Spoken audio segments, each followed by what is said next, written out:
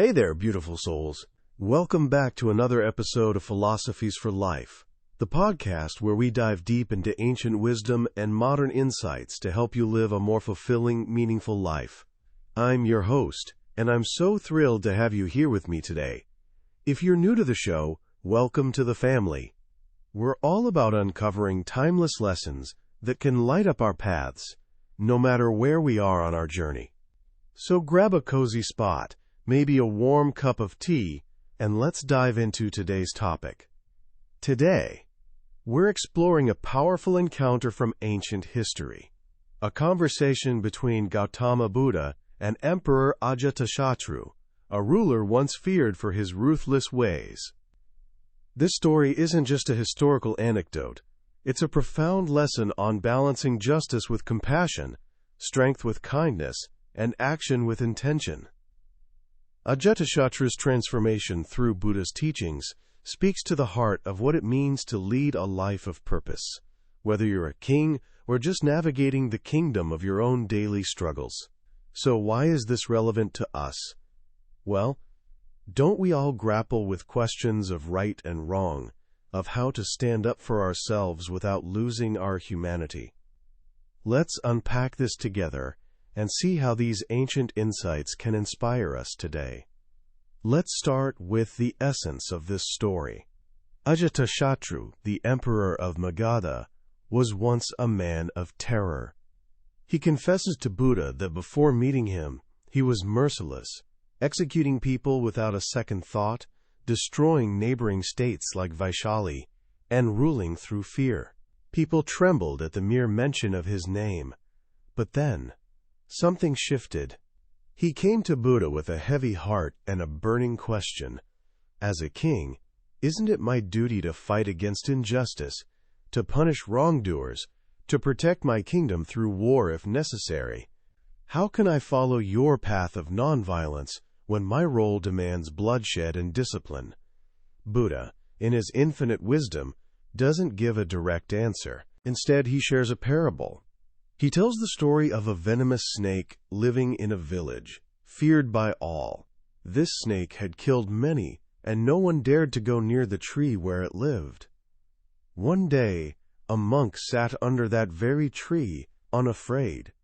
When the snake slithered down to strike, the monk remained calm, saying, "I have transcended the fear of life and death." Moved by this serenity, the snake vowed to abandon violence. But here's the twist.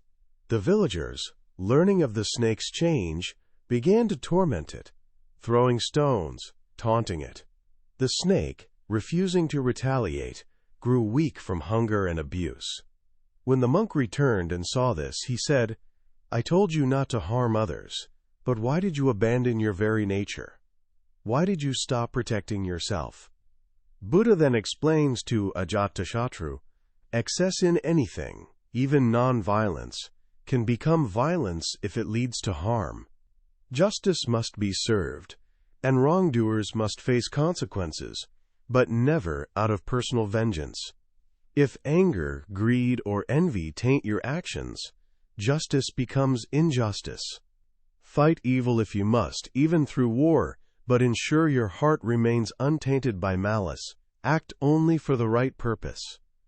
Wow, just let that sink in for a moment. These words aren't just for a king, they're for every one of us. How often do we swing between extremes, being too harsh or too passive, acting out of spite or shrinking from necessary conflict? Buddha's teaching here is a call for balance, for mindful action, rooted in clarity and compassion. Let's reflect on this philosophically.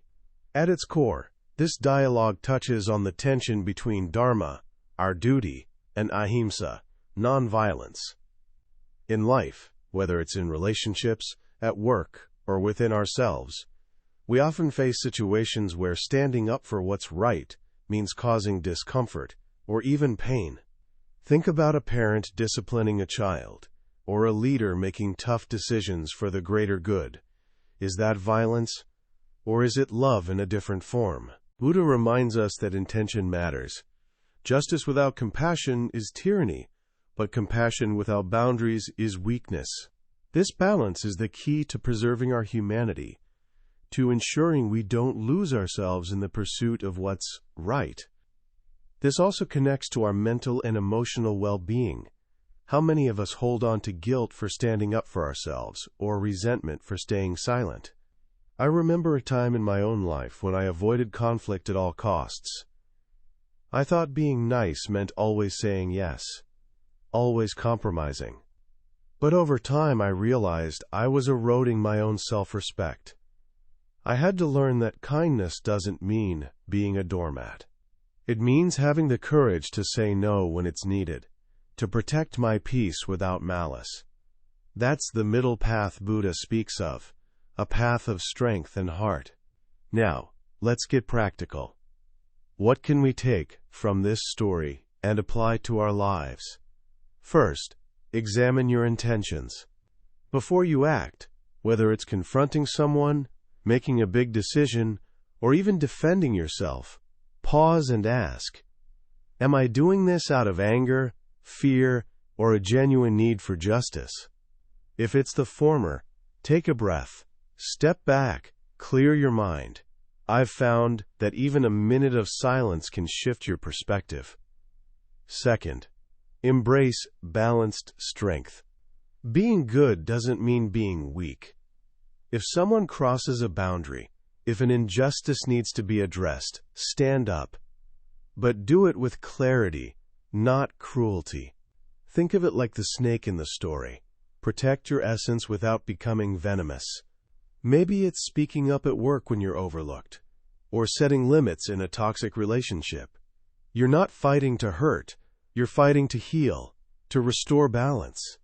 Third, let go of the need for approval. Ajatasattu feared being seen as weak if he embraced compassion. Many of us do too. We worry, if I don't react harshly, will people respect me? But true respect comes from authenticity, from acting in alignment with your values, not from fear or force. Be okay with being misunderstood. Your peace is worth more than their opinion. As we wrap up, let's hold on to this golden thread from Buddhist teaching. Life isn't about extremes. It's about harmony. Ajatasattu's journey from a feared tyrant to a reflective ruler shows us that transformation is possible when we seek wisdom over impulse. Whether you're leading a team, nurturing a family, or simply trying to be a better version of yourself, remember that strength and kindness aren't opposites. They're partners. Justice and compassion can coexist if your heart is in the right place. So I want to leave you with a little challenge this week. Reflect on a situation where you feel torn. Maybe you're too harsh, or maybe you're holding back too much. Ask yourself, how can I act with both courage and care? Journal about it, meditate on it, or just sit with it. I'd love to hear your thoughts. Drop me a message or share on social media with the hashtag Philosophies for Life. Let's keep this conversation alive. Thank you for spending this time with me today. Remember, you're not just listening to a podcast. You're part of a community seeking deeper meaning one step at a time. Until next time, keep walking your path with an open heart and a steady mind. This is your host, signing off with love and light. See you soon.